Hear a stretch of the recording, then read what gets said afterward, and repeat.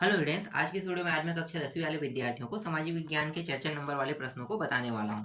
तो चलो देख लेते हैं चर्चा नंबर के प्रश्न में आपको कौन कौन से पढ़ के जाना है। पहले ही मैंने 5 नंबर और 6 नंबर का बता दिया है, तो 6 नंबर और 5 नंबर के लिए अभी आपके पास समय है। जल्द से जल्द उन्हें टिक करो और अच्छे से तैयारी करना शुरू कर दो। अब मैं आपको 55 नंबर के प्रश्न बताऊंगा। तो 55 नंबर के प्रश्न में कौन कौन से पढ़ के जाना है बता देता हूँ। तो देखो, संसाधन और विकास अध्याय 1 संसाधन और विकास से कौन कौन से प्रश्न आपको पढ़ के जाना है। तो संसाधन और विकास से ये 2024 में आ गया, इसको पढ़ने की जरूरत नहीं। नवनीकरण सतह और नवनीकरण सतह बहुत कम चांस रहता है रिपीट होने के। इसके बाद ये जो प्रश्न है ये इंपॉर्टेंट है। प्रतिदिन के कचरे का दोबारा उपयोग किस प्रकार कर सकते हैं, ठीक है, ये हो गया। इसके बाद ये वाला प्रश्न, प्रौद्योगिकी और आर्थिक विकास के कारण संसाधनों का आर्थिक उपयोग कैसे हुआ, ठीक है, ये है। इसमें बहुत सारे प्रश्न हैं, लेकिन आपको सबको नहीं पढ़ना है। चाहो तो इस पूरे अध्याय को छोड़ सकते हो, क्योंकि एक प्रश्न अथवा में देखने को मिलेगा, एक प्रश्न यहाँ से रहेगा, एक प्रश्न अथवा से रहेगा। तो अथवा वाला भी मैं बता दूंगा कौन सा आएगा, ठीक है। ये एल्डोसल्फान वाला है, ये हो गया, ठीक है। इसको छोड़ोगे तो अथवा वाला आपको 100% देखने को मिलेगा। ये अध्याय छोड़ते हो तो ये जो अध्याय 2 है भूमि संसाधन, ठीक है, भूमि संसाधन से अथवा में आपको देखने को मिलेगा। तो अगर आप अध्याय 1 को छोड़ देते हो तो अध्याय 2 से आपको एक प्रश्न 100% देखने को मिलेगा ही मिलेगा। देखो कौन कौन से पढ़ना है। तो ये वाला जो प्रश्न है इसको पढ़ के जाना है। निम्नलिखित तालिका में नाम दिए हुए ना, तो ये जो नाम है इसके बारे में पूछा है, इसका डिटेल आपको क्या करना है बताना है। जैसे कुम्हार, किसान, मूर्तिकार, उद्योगपति, है ना, ये काम क्या क्या काम करते हैं इसको पूछा जाएगा।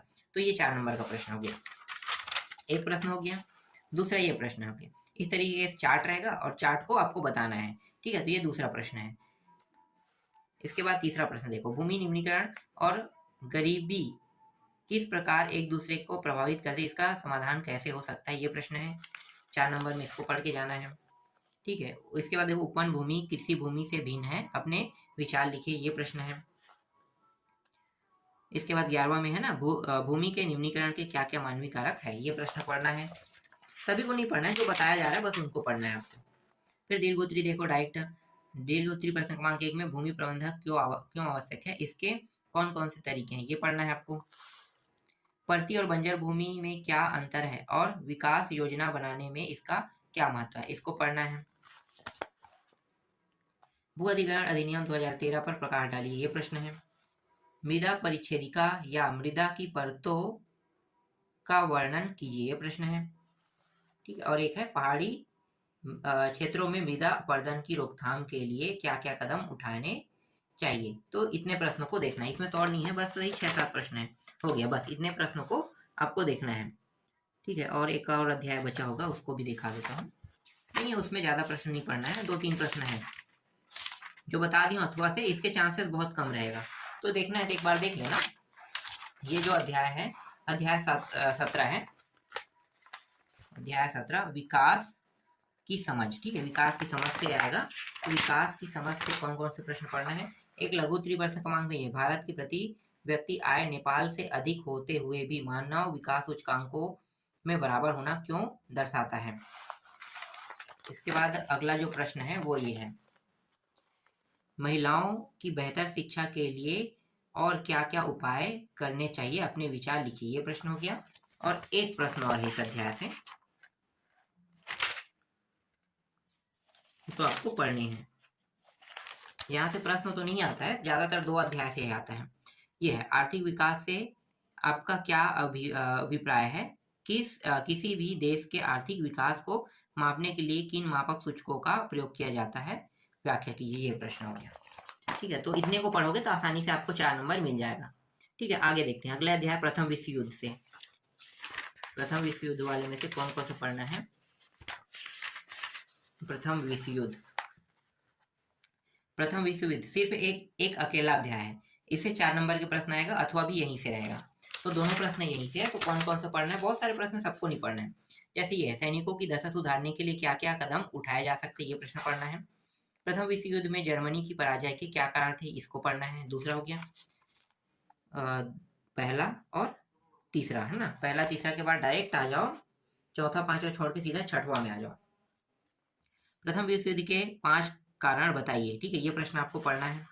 प्रथम विश्व युद्ध के 5 परिणाम लिखिए, इसको पढ़ना है, कारण परिणाम अलग अलग है। फिर 8वां प्रश्न देखो, वर्साय की संधि किन किन राज्यों के मध्य हुई, क्या है, राज्यों के मध्य वर्साई की संधि किन किन राज्यों के मध्य हुई, इस संधि की प्रमुख शर्तें कौन कौन सी थी। ठीक है, ये प्रश्न देखना है। फिर ये 1914 ईस्वी में प्रारंभ हुए युद्ध को विश्व युद्ध क्यों कहा जाता है। 10वां है प्रथम विश्व युद्ध का जनसामान्य पर क्या प्रभाव पड़ा। वर्साई की संधि से जर्मनी को क्या हानि उठानी पड़ी, इसको पढ़ना है। और ये 12वां को भी पढ़ना है आपको। ठीक है, इसको दो अलग अलग नामों से जाना जाता है। 13वां देखो, प्रथम विश्व युद्ध में कौन सी तकनीकों का प्रयोग किया जाता है, इसको भी पढ़ना है। और कोई पढ़ना है क्या, एक दो प्रश्न और है, जैसे कि राष्ट्र संघ की स्थापना क्यों की गई है ना, इसको देखना है। प्रथम विश्व युद्ध के बाद गठित राष्ट्र संघ की विफलता लिखी, ये इसको भी पढ़ना है। ये हो गया। अब अगला देखते हैं। अगर इतने को पढ़ते हो 4 नंबर आपका यहाँ भी फिक्स हो जाएगा। अब आते हैं खनिज, 2 विश्व युद्ध और खनिज से, है ना। तो पहले खनिज को देख लेते हैं। खनिज वाला अध्याय कौन सा है, एक मिनट, कहाँ है, संसाधन में 4 अध्याय।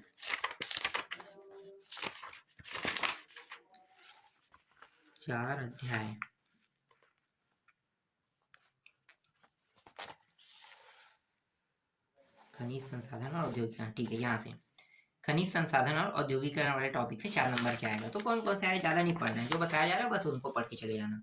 ठीक है, मैं बहुत ज़्यादा नहीं बताऊंगा। देखो, उत्खनन से किस प्रकार के पर्यावरणीय दुष्प्रभाव हो सकते हैं, उनका क्या निदान है, इसको पढ़ के जाना है। औद्योगिकरण के क्या लाभ है, इसको पढ़ के जाना है। ठीक है, ये हाँ चलो, इसको 4 नंबर नहीं लिखा था ना। ठीक है, ये हो गया 4 नंबर का। इसके बाद है हुगली वाला, नहीं हुगली नहीं पढ़ना इसको, चलो हुगली है चौथा, है ना। और ये 5वां, ये भी 4 नंबर का है, मतलब 10वां भी है। भारत में कोयला उत्पादन का विवरण दीजिए, ये प्रश्न हो गया। इसके बाद है उत्खनन से कौन सी समस्या। ठीक है, ये भी 4 नंबर का है, इसको भी पढ़ना है। बालको, ये सब आते रहता है, इसको देखने की जरूरत नहीं है, ये बहुत कम चांस वाला है। अथवा में आपको दूसरा प्रश्न देखने को मिल जाएगा। ठीक है, तो अथवा देख लो ना, इसको बंद कर देना।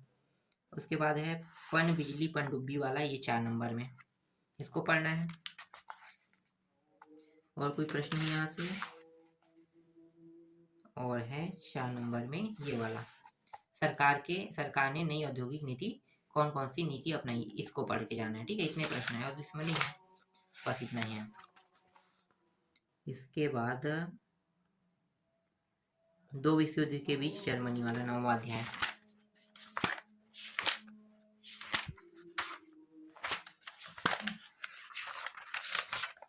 देखो, ये जो है ना, 2 विश्व युद्ध के बीच जर्मनी में नाजीवाद और दूसरा विश्व युद्ध, यहाँ से ज्यादातर प्रश्न आते हैं। यहाँ से एक अथवा प्रश्न रहेगा, वो यहीं से रहेगा। तो मैं बता देता हूँ कौन कौन से पढ़ के जाना है। देखो, एक प्रश्न ये पढ़ के जाना है, इटली में मुसोलिनी के उत्कर्ष के 4 कारण लिखिए, ये प्रश्न पढ़ना है। हिटलर और मुसोलिनी में क्या क्या समानताएं थी, लिखिए, ये प्रश्न पढ़ के जाना है।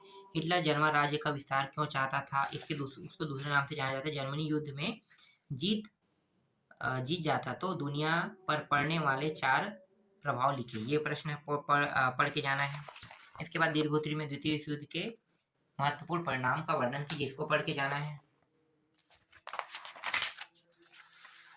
इसके बाद डायरेक्ट चौथा आ जा, देखो, फांसीवाद, लोकतंत्र, उत्तरदाय, है ना, उत्तरवाद में क्या क्या अंतर है, विस्तार से समझाइए इसको। फांसीवाद के 4 लक्षण, लोकतंत्र, उदारवाद, अलग अलग नामों से जाना जाता है, इसको पढ़ के जाना है।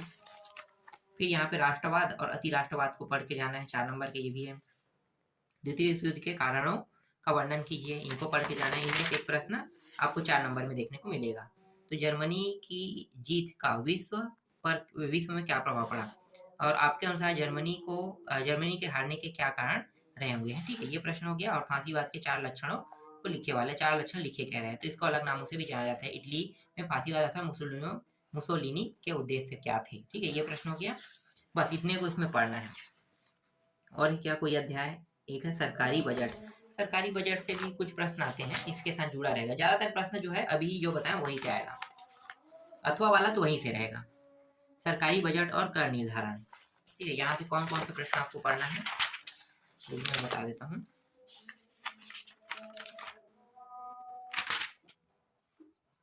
देखो सरकारी बजट और कर निर्धारण से ज्यादा प्रश्न आपको नहीं देखना है। एक मिनट, कहाँ गया प्रश्न।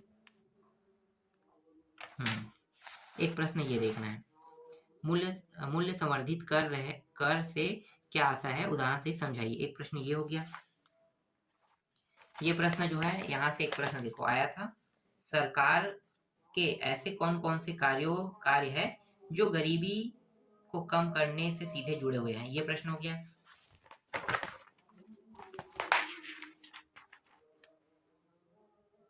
दो प्रश्न। और आपके आसपास सरकार की क्या भूमिका थी, ये 4 नंबर के 3 प्रश्न। देखो यहाँ से एक प्रश्न आएगा, मतलब जो 3 अध्याय है ना, तो ज्यादातर जो प्रश्न रहेगा अथवा वाला वो अध्याय 9 से, जर्मनी वाले जो टॉपिक है वहां से रहेगा। तो यहाँ से अगर कम पढ़ते हो, इससे पहले वाले जो बताया था मैंने अध्याय 4, वहां से भी कम पढ़ते हो तो एक प्रश्न तो अथवा में आएगा ही आएगा। तो इतना क्यों पढ़ लेते हो, तो एक प्रश्न आपका 100% फंस जाएगा। अब बचा है आप लोगों का खाद्य सुरक्षा, है ना। यहाँ से नहीं, खाद्य सुरक्षा नहीं आएगा। मानव संसाधन अध्याय 5 में है ना, मानव संसाधन। देखते हैं मानव संसाधन से कौन कौन से आपको पढ़ के जाना है। एक तो ये पढ़ के जाना है, और कोई पढ़ के जाना थोड़ी, यहाँ पे देख लेता हूँ। हाँ नहीं है यहाँ पे, ठीक है। भारत में पुरुषों की तुलना में महिलाओं की साक्षरता कम है, उसके क्या कारण थे। एक प्रश्न ये पढ़ना है। दूसरा प्रश्न ये पढ़ना है, जनसंख्या विस्फोट समाज के लिए घातक है, कैसे समझाइए। और कोई प्रश्न क्या है, यहाँ पे 2 प्रश्न हो गया। 13वां 14, हाँ। इसके बाद देखो लिंगानुपात के आरेख वाला है ना, तो ये कुछ इस प्रकार से दिया रहेगा, इसको आपको देखना है। इसके बाद भारत एक समृद्धशाली देश है जिसके निवासी निर्धारण है, विस्तार से वर्णन कीजिए। ये प्रश्न पढ़ना है। भारत में जनसंख्या घनत्व में इतनी अधिक विविधता क्यों पाई जाती है, इसको पढ़ना है। और एक प्रश्न ये है, नगरीय व ग्रामीण जनसंख्या में अंतर वाला, बस इतने को देखना है इसमें, ठीक है। और इसके साथ एक अध्याय और था, उपनिवेशों की खात्मा की योजना। कहाँ है भाई, अध्याय 10। एक मिनट वही देखना हो ना, मानव संसाधन। हाँ ठीक है, अध्याय नहीं, उपनिवेश वाला नहीं है, ये है स्वतंत्र भारत में लोकतांत्रिक। एक मिनट, स्वतंत्र भारत कहाँ है, 14 अध्याय है। देखो यहाँ से, ठीक है, स्वतंत्र भारत में लोकतंत्र और राजनीतिक संस्थाओं की कार्यप्रणाली, ठीक है। तो यहाँ से एक प्रश्न रहेगा, मतलब एक वहां से एक अथवा यहाँ से रहेगा। तो यहाँ से देख लेते हैं, देखो ये रहा एक प्रश्न, ये भारतीय राजनीति वाला 1967 के बाद की 3 प्रमुख घटनाओं को लिखिए। ये हो गया। पंजाब आंदोलन, असम आंदोलन की क्या क्या समानता थी, इसको पढ़ना है। ये हो गया 2 प्रश्न।